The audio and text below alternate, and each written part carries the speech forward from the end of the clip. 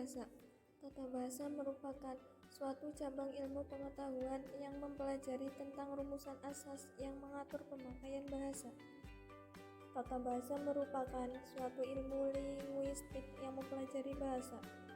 Di Indonesia, penerapan dari tata bahasa dapat dikatakan bahwa kualitasnya masih rendah atau bahkan sangat rendah.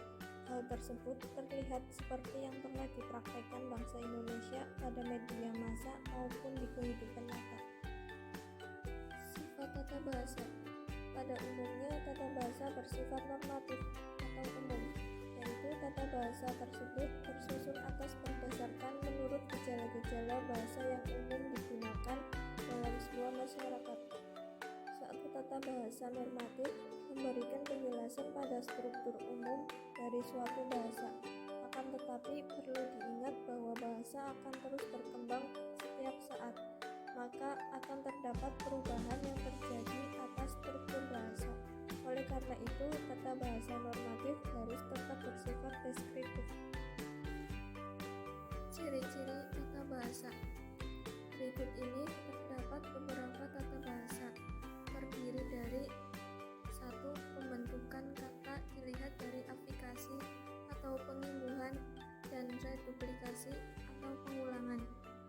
Yang kedua, sarana-sarana dari tingkat leksikal maupun di tingkat gramatikal dapat digunakan untuk menyatakan arti. Ketiga, satuan sintaksis bersifat senyawa. Yang keempat, jalinan tingkat gramatikal dan leksikal yang perlu diperhatikan. Jenis-jenis tata bahasa. Yang pertama, tata bahasa deskriptif. Ialah tata bahasa yang disusun berdasarkan pencatatan deskripsi yang nyata atas struktur suatu bahasa. Yang kedua, tata bahasa historis komparatif. Ialah tata bahasa yang membicarakan perkembangan struktur bahasa dari satu zaman ke zaman lain, historis atau diakronis, serta mengadakan perbandingan antara struktur-struktur bahasa dari bermacam-macam zaman itu atau memperbandingkannya dengan bahasa-bahasa lainnya, komparatif. Yang ketiga, tata bahasa tradisional. Tata bahasa tradisional adalah suatu istilah yang kerap kali digunakan untuk meringkaskan jajaran sikap-sikap dan metode-metode yang dijumpai pada masa studi gramatikal sebelum kedatangan atau munculnya ilmu linguistik. Keempat, tata bahasa generatif. Arti tata bahasa generatif adalah bahwa bahasa adalah struktur pikiran manusia. Tujuan tata bahasa generatif adalah membentuk model lengkap bahasa terdalam ini, dikenal sebagai e-language. Yang kelima, tata bahasa transformasi. Teori transformasi dengan pokok pikiran, kemampuan, dan kinerja yang dicetuskannya melalui aspek of the theory of syntax. Pada tahun 1165 disebut standar teori. Yang keenam, tata bahasa struktural. Tata bahasa struktural mendasar analisisnya pada karakteristik bahasa yang bersangkutan sebagaimana adanya, bukan didasarkan pada kaidah bahasa lain. Yang ketujuh, tata bahasa Text-Image. Pelopor teori Text-Image adalah Profesor Knut Lippik, seorang pendeta Kristen Protestan dan seorang ahli bahasa ulung yang ikut mendirikan dan mengembangkan Summer Institute of Linguistics, suatu organisasi yang bergerak di bidang penerjemahan Injil. Yang kedelapan, tata bahasa pedagogis. Tata bahasa pedagogis atau pedagogical grammar adalah suatu deskripsi gramatikal mengenai suatu bahasa yang diperuntukkan bagi maksud-maksud pedagogis seperti pengajaran bahasa, rancang bangun, silabus, atau persiapan materi atau bahan pengajaran. Bidang-bidang tata bahasa. Yang pertama, fonologi merupakan bagian dari tata bahasa atau bidang ilmu bahasa yang menganalisa bunyi bahasa secara umum. Fonologi merupakan ilmu tentang pembendaharaan form sebuah bahasa serta distribusinya. Fonologi meliputi dua bagian. Yang kesatu, fonetik. Fonetik yaitu bagian ilmu linguistik yang mempelajari bunyi yang diproduksi oleh manusia. Yang kedua, fonemik. Fonemik yaitu bagian fonologi yang mempelajari bunyi ujaran menurut fungsinya sebagai pembeda arti. Yang kedua, morfologi.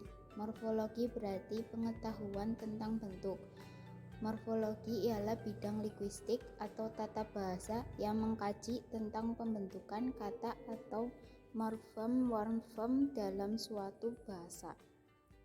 Berdasarkan potensinya, morfem dibedakan menjadi dua, yaitu satu, morfem terkait, yaitu morfem yang tidak mampu berdiri sendiri, sehingga harus selalu diberikan dengan morfem bebas melalui proses morfologi atau proses pembentukan kata. Dua, morfem bebas, yaitu morfem yang dapat berdiri sendiri sebagai kata serta secara grammatikal menduduki suatu fungsi pada kalimat. Yang ketiga, sintaksis. Sintaksis yaitu ilmu mengenai prinsip serta peraturan untuk membentuk sebuah kalimat. Selain itu, sintaks juga berguna untuk merujuk langsung pada sebuah peraturan atau prinsip yang mencakup struktur kalimat pada bahasa apapun. Yang keempat, semantik. Semantik yaitu cabang linguistik yang mempelajari makna yang terkandung pada suatu bahasa, kode, atau jenis representasi lainnya. Aspek-aspek tata bahasa. Berikut ini terdapat beberapa aspek-aspek tata bahasa terdiri atas 1. Dilihat dari tujuannya. Tujuan penulisan tata bahasa pendidikan adalah menciptakan alat bantu belajar berbahasa agar proses penguasaan bahasa sasaran berjalan dengan mudah. Tata bahasa ini berkenaan dengan bagaimana cara membantu siswa agar ia dapat memahami dan memproduksi ujaran dalam bahasa yang dipelajari. Yang kedua, dilihat dari perorganisasian isinya. Tata bahasa deskriptif diorganisasikan dengan melandaskan pada teori bahasa atau linguistik. Sedangkan tata bahasa pendidikan diorganisasikan menurut prinsip-prinsip tata bahasa. Yang ketiga, dilihat dari dasar pemeriaannya. Dasar pemeriaan tata bahasa deskriptif adalah data empiris atau intuisi yang diperoleh dari seorang penutur bahasa. Yang keempat, dilihat dari gaya penyajiannya. Umumnya, gaya penyajian tata bahasa deskriptif merupakan uraian sistematis dalam menjawab pertanyaan. Sedangkan dalam penyajian materi, tata bahasa pendidikan berkenaan dengan pernyataan. Yang kelima, dilihat dari ruang lingkup pemakainya. Tata bahasa deskriptif dalam ruang lingkup pemakainya bersifat universal, dalam arti bahwa isi dan formatnya tidak ditentukan oleh variabel yang ada pada para pemakai, melainkan ditentukan oleh kaidah keilmuan linguistik.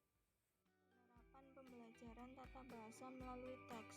Misalnya, guru membacakan wacana siswa yang berjudul "Naik Kereta Api", kemudian guru menyuruh siswa untuk menggarisbawahi atau mengidentifikasi kata-kata yang mengandung unsur di. Pada tahap ini, siswa dituntut cepat menemukan kata-kata yang mengandung